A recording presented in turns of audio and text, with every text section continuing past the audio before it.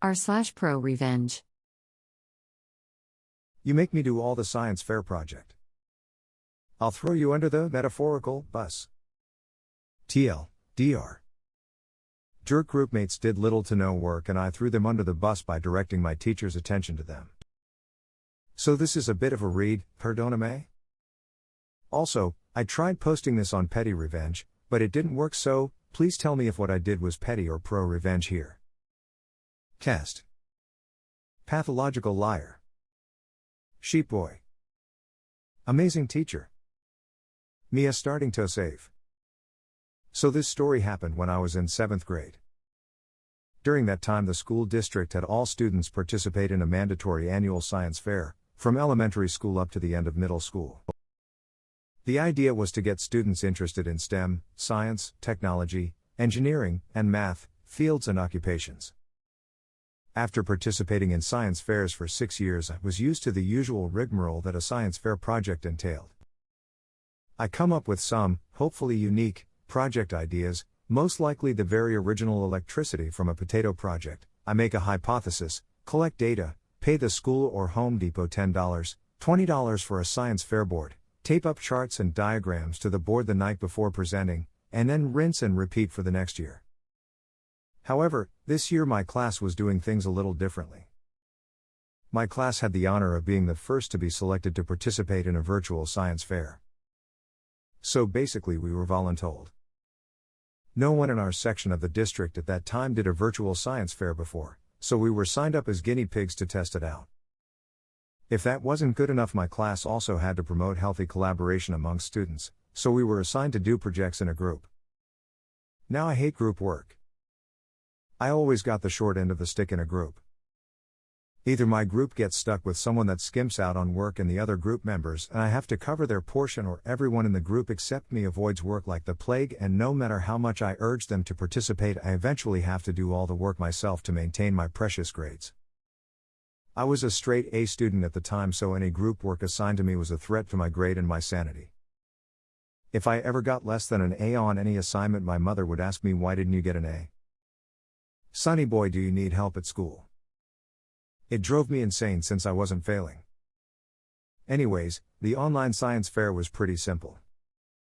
As a group, we were assigned access to a group science fair board that we could fill out with our results, figures, hypothesis, etc.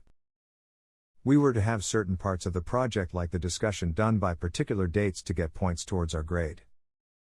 The overall project was due in 2 months and then we were to give a presentation. Amazing teacher was brilliant. She wanted us to record our project progress in a composition book in tandem with the online portion, which she would review during our presentation in 2 months. I believe this was to help us keep track of notes in case we forgot to log them into the computer later, but it was used by me as a tool in my revenge. I was paired with Pathological Liar and Sheep Boy, who I was kind of friends with. We brainstormed and settled on testing the performance of an individual in exercise before and after they drink an energy drink. This was in part influenced by Monster Energy drink just becoming popular and Sheep Boy parents getting a new home gym. I thought it was great since I was playing football at the time and wanted to work out more. Also, Pathological Liar, Sheep Boy, and I literally shared every class together and lived within a mile of each other, so it would be super easy to communicate. However, Sheep Boy and Pathological Liar never seemed to want to talk about the project. After 2 weeks of radio silence from Pathological Liar and Sheep Boy, I finally corralled them in one place and suggested we meet up at Sheep Boy's house that weekend to start the project. On the day of the meetup, Sheep Boy's mom had to go grocery shopping or something, so Sheep Boy was out. Undaunted, I told Pathological Liar it'd be fine if we work at my house and researched other studies on it to get the ball rolling. But Pathological Liar never showed up that day. So I decided to confront him on our walk home from school the next day. Oh my God, if you heard what came out of this boy's mouth as an excuse. While we were literally within spitting distance of my house, Pathological Liar said he couldn't come over yesterday or today because his grandparents had gotten into a plane crash. I was flabbergasted and exclaimed, "What? Really?" But I didn't see anything on the news about a plane crash. Pathological Liar responded indignantly, "Plane crashes happen all the time, starting to Sav. They're not all going to get reported on. Their plane struck another plane on the tarmac and then rolled over and snapped off both wings. Me. Insert surprised Pikachu face / I'm so sorry. Did they die? PL. What? No, why would they die, idiot? Anyways, I can't do the project this week. See ya. This little turd then ran home. After I got home and deduced that he just fed me a sack of crap, I just said whatever and filed out the preliminary sections of the project and wrote notes in the composition book to at least ensure we had something to turn in next week.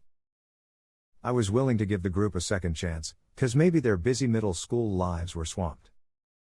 After another 2 weeks of attempting to coordinate my group, and getting them to at least contribute a page or two to the report, we finally decided to meet up at Sheep Boy House again to start collecting the data.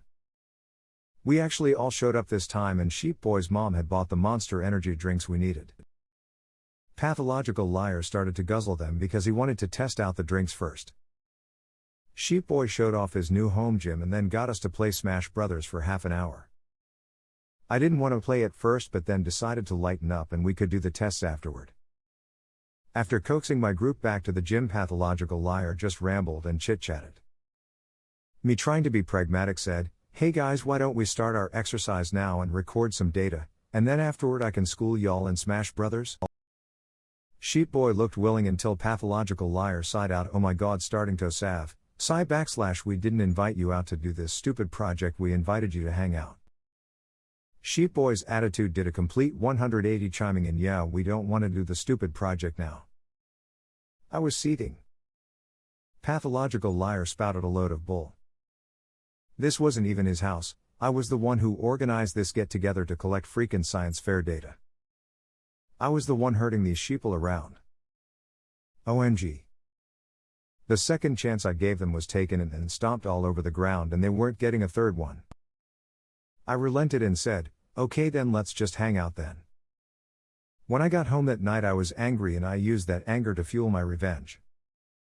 I conscripted my parents to the science fair project, and they helped me collect the data I needed by volunteering to work out and drink energy drinks. The data collection problem was solved. Once I got enough data, I wrote down everything for the science fair project in the composition book. I even uploaded everything to the online science fair board. I created all the PowerPoint slides and scripts for the presentation. Over the next few weeks leading up to the presentation, Sheep Boy and Pathological Liar didn't even ask about the science fair project. They had no intention of doing any of the work. Although my anger fueled me to get the project done, I wasn't finished. I did the pettiest thing I could think of and signed a corner of the composition book with "Starting to Save did all the work." I knew that Amazing Teacher would be checking our composition books while we were presenting the project, and I couldn't wait to see how Pathological Liar would try to weasel out of this one. On the day of the presentation, Pathological Liar and Sheep Boy were nervously fidgeting at their desks because they didn't have anything prepared. I strolled in and told them to relax since I made a PowerPoint. They relaxed, not knowing how stupid they were going to look while presenting. Oh, how dumb they looked when we started presenting to the whole class. I had already memorized the slides and my script and was effortlessly strolling around the room, making eye contact, and delivering a killer speech on the science fair project. Pathological Liar and Sheep Boy just read off the slides with deadpan expressions, with their hands in their pants not moving an inch. I was relishing this, all the while gleefully peeking to the back of the classroom where Amazing Teacher was reading through our composition book. Amazing Teacher would stop our presentation every once in a while to ask questions and compare with what was written down in the book.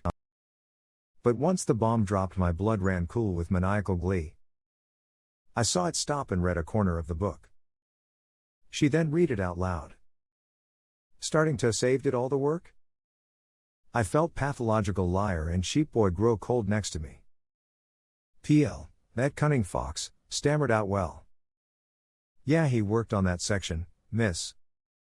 Amazing Teacher brought her glasses down to the tip of her nose and stared at Pathological Liar over the rims and coolly stated, "So you're telling me that Starting to Save was just signing his part of the composition book and that you all wrote in here equally?" Pathological Liar: "Yes, ma'am." Me. Shrugs / At this point I wavered. I didn't want to feel the social wrath from them or their friends for stepping out and challenging pathological liars' lie, so I stayed silent. At least I embarrassed them for a moment. After my crowning achievement of embarrassing pathological liar and sheep boy, I thought nothing would really come from it, but boy was I wrong. After grades were released for the project, I was totally bummed out that I got a 96%. It wasn't the perfect A that I was hoping for and knew my mother would be asking me, why didn't you get an A+? Why didn't you get a 100%? But then sheep boy and pathological liar ran up to me with their eyes wide with terror asking, "What did you get for your grade?" Me. I got a grade. Why? This is how my snarky butt avoided answering questions on my grade. Pathological liar. Sheep boy got a 66% and I got a 48%. I was shocked to hear that, and then I figured out that amazing teacher must have interrogated my group mates on the project separately and awarded them the grades they deserved. OMG, my petty revenge tanked their grades. The science fair project was alone 25% of our total grades that year. I was so grateful that amazing teacher saw my frustration and punished them. Edit. Wow, this post blew up something fierce. Thank you all for reading a story of mine. I especially thank everyone for the constructive feedback on my story writing as well as underlining the finer aspects of revenge. I will use them in the next posts I put up here. A response to the post. Defiantly pro-revenge, not petty. That hurt their grades very badly. They got what they deserve. You get karma on Reddit. And a good grade. A response to this comment. RIP them. Lamau. Kudos to you op. Although, I'm sad that they even got some points. If I was amazing teacher, I would have given them 0 so that it was even more pro. Op, you are a legendary 7th grader. Just answer this question. Did you tell others? If you did, you prob would be a legend for such a good story worth a read. OP's response to this comment. No lol, but we never had another group project in that class again, so consolation prize? A response to the post. Also, our/school revenge could use some new stories. OP's response to this comment. I didn't know this existed. I'm excited to dive into it.